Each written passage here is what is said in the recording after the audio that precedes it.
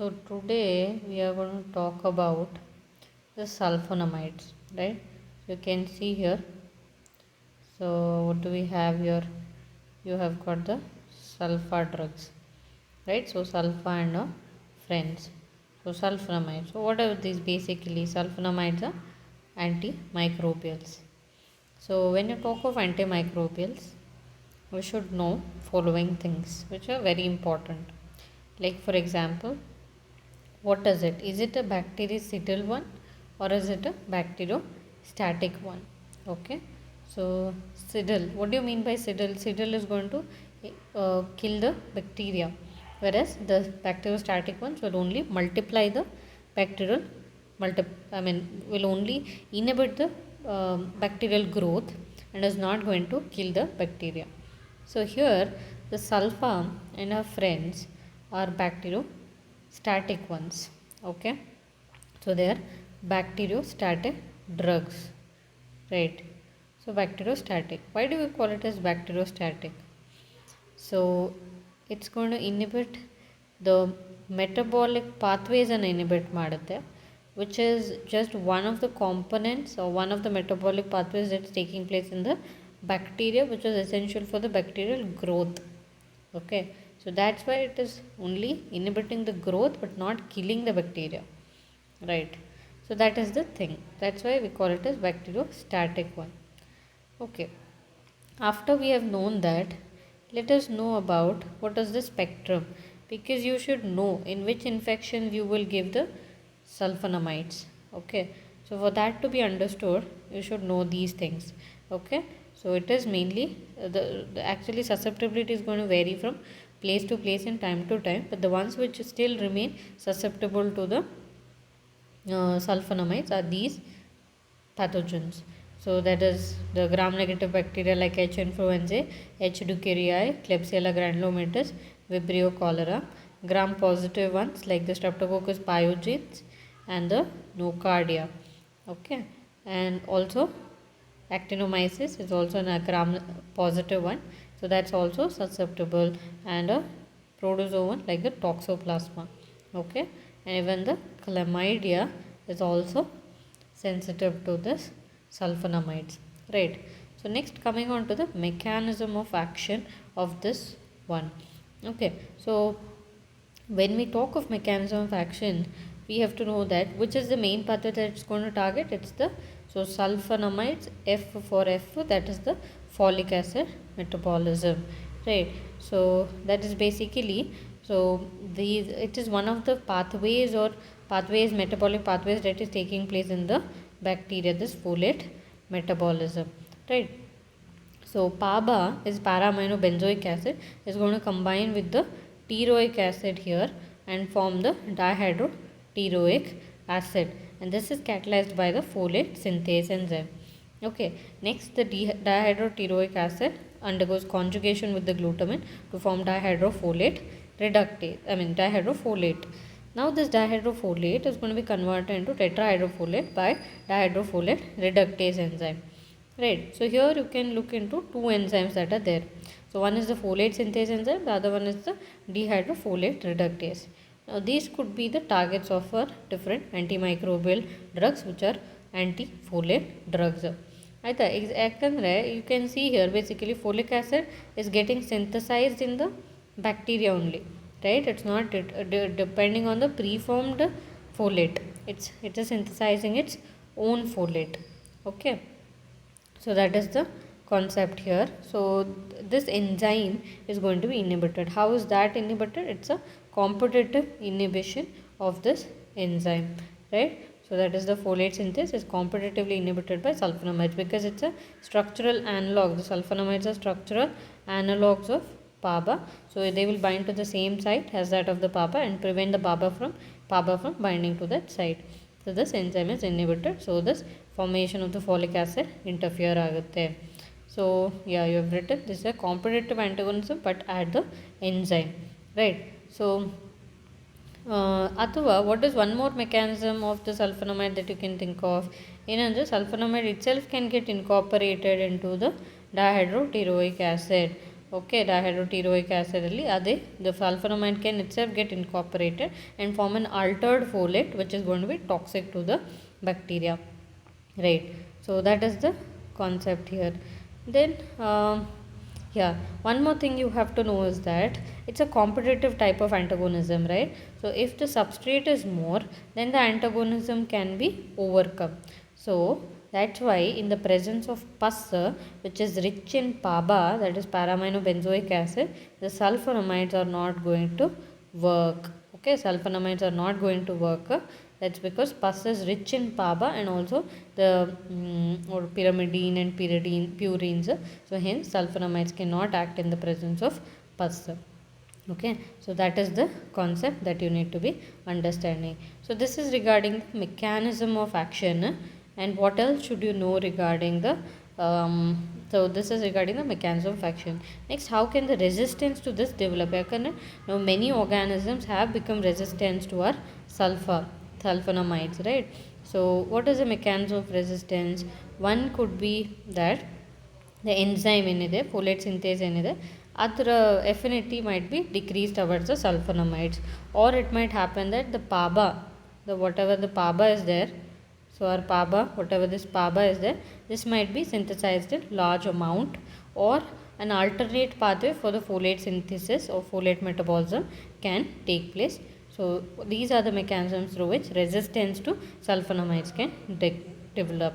Now what are the members? Who are the friends of this sulfa?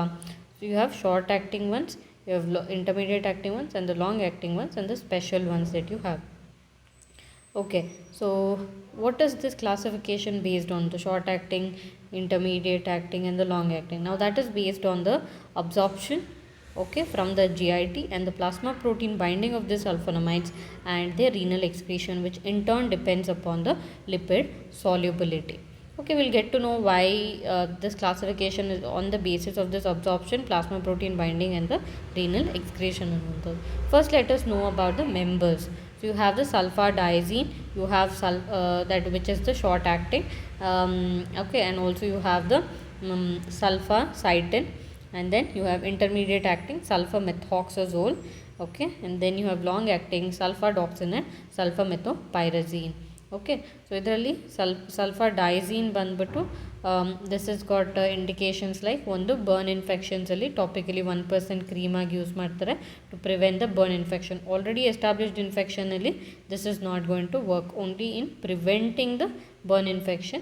That too, the most common pathogen causing burn infection is our pseudomonas, right? So pseudomonal infection ಅನ್ನು prevent ಮಾಡುತ್ತೆ. One more sulfonamide that you can think of which is used in burns, again that is mefenide, which is an atypical sulfonamide. Now this can also be used in prevention of the burn infections, but not in already established idu. Okay, that is the concept. Now sulfadiazine can also be used topically in fungal keratomycosis also, and along with the pyrimethamine in prophylaxis of PCP, Pneumocystis cerovezi pneumonia in AIDS patient, and also in the treatment of toxoplasmosis.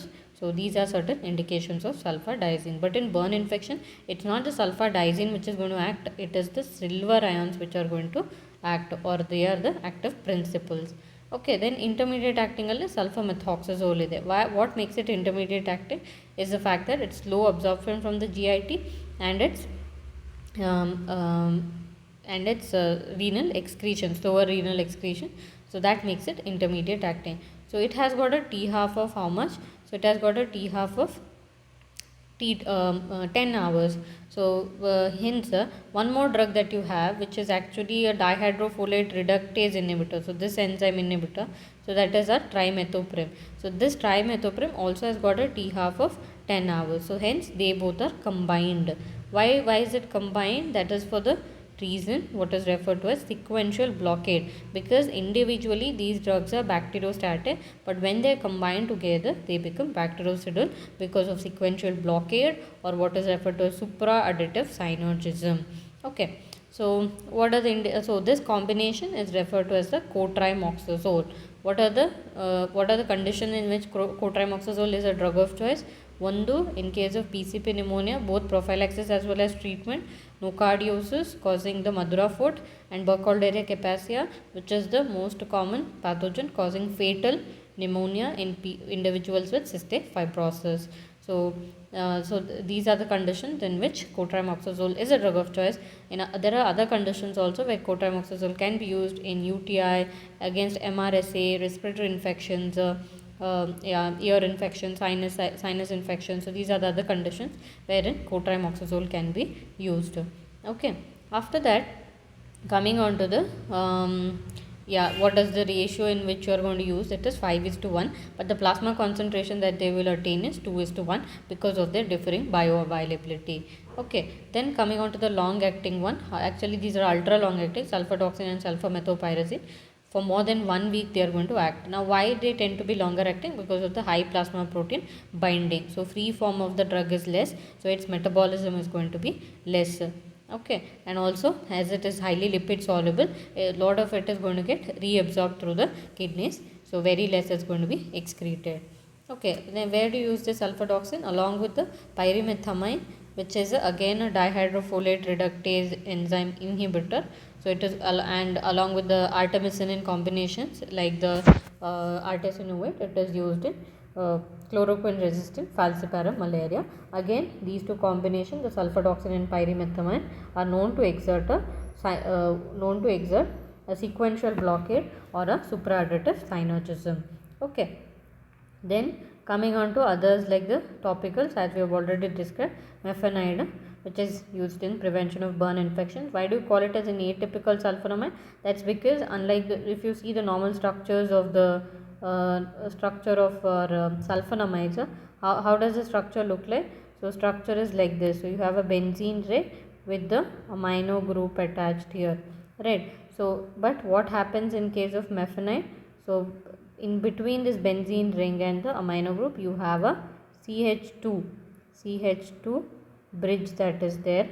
Okay, so hence it is referred to as atypical. Not only in terms of structure, in its action also it is going to be atypical in the fact that, so generally sulfonamides, they don't act in the presence of pus, right? But that's not the case with mefenide. Mefenide can still be active in the presence of pus also. So that also in addition makes it an atypical sulfonamide.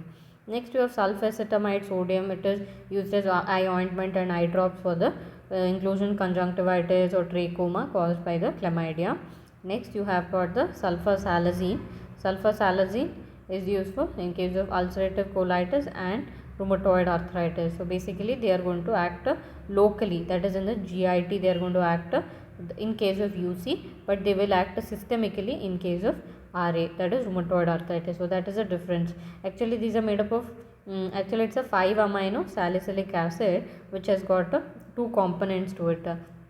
Okay, and one component is the sulfasalazine. Okay, so these are going to be acting in case of UC, ulcerative colitis and rheumatoid arthritis. Okay, after having known this, what shall we know further? We have to know regarding it something about its pharmacokinetic. So it is rapidly and completely absorbed. We know that it has got variable plasma protein binding, like different members have got different plasma protein binding. The more the plasma protein binding, they are longer acting, like sulfadoxine and sulfamethopyrazine. Now how they are metabolized? So metabolism is important actually. ಅವುಗಳು ಲಿವರಲ್ಲಿ by non microsomal acetyl transferases enzyme ಇಂದ metabolise ಆಗುತ್ತೆ. So basically it's the acetylation that they are going to undergo. So whatever drugs undergo acetylation, they are known to cause SLE. Okay, that is the mnemonic to remember the drugs which undergo acetylation. So the S, that is SHIP, SHIP. So S stands for sulfonamides including the dapsone. H stands for hydralazine, which is a what is this drug? It is an arteriolar dilator. And then you have I for isoniazid, which is a first generation anti-tubercular drug. And P stands for procainamide. Okay, which is an what is that? Procainamide. It's a this one, right? So procaine is a local anesthetic. So procainamide is an amide derivative, and this is actually an anti-arrhythmic drug. I guess it belongs to class 1 antiarrhythmic drug ali procainamide barutte. Right, so this is regarding the SLE side effects. So remember, drugs which undergo acetylation can cause SLE. Now other than this, it has got high VD actually, can enter the serous cavities and also serous cavities and things, and it can also penetrate the placenta. So placenta, so if given in pregnant women, so it can theoretical adverse effect that you can expect is neural tube defect, because it's going to interfere with the folate metabolism, right? So that is the thing.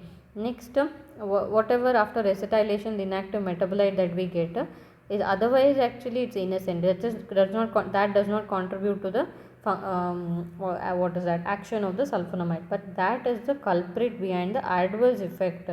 What adverse effect? So it is the crystalluria. So this inactive metabolite of the sulfonamide is responsible for crystalluria.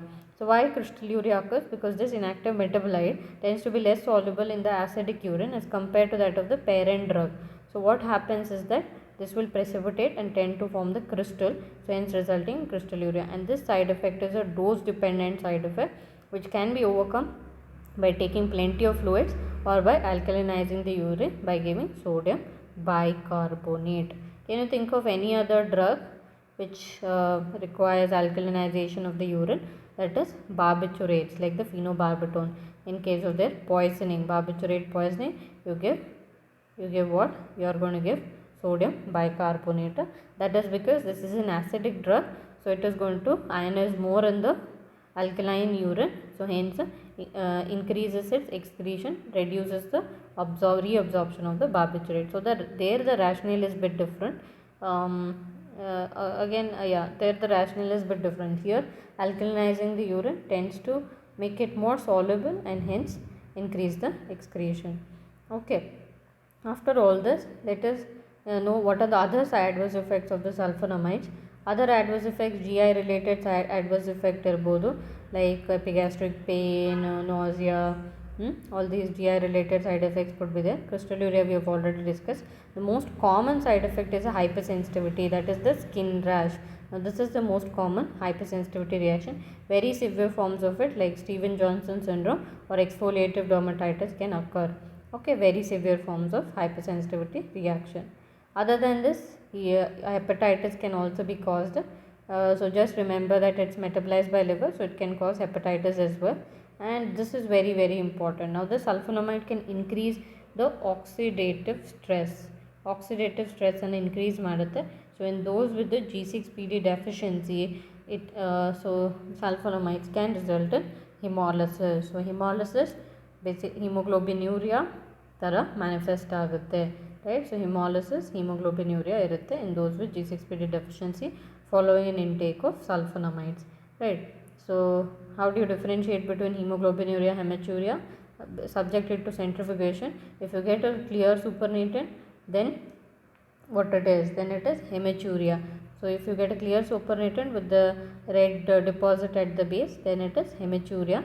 That's basically RBCs are passed in the urine, whereas if even after centrifugation, the whatever the redness is there throughout the sample, then it is hemoglobinuria, right? So that is how you differentiate between hematuria, hemoglobinuria. Next, kernicterus. So if given during third trimester of pregnancy to the mother, in newborns the sulfonamides can result in kernicterus. That's because sulfonamides will kick off the unconjugated bilirubin from their plasma protein binding sites. And these unconjugated bilirubin tends to cross the not so well developed blood brain barrier in children, in newborns, and tend to cause kernicterus. Okay, so these are certain adverse effects that you need to know regarding the sulfonamides. So this was all about the sulfonamides, sulfa and friends.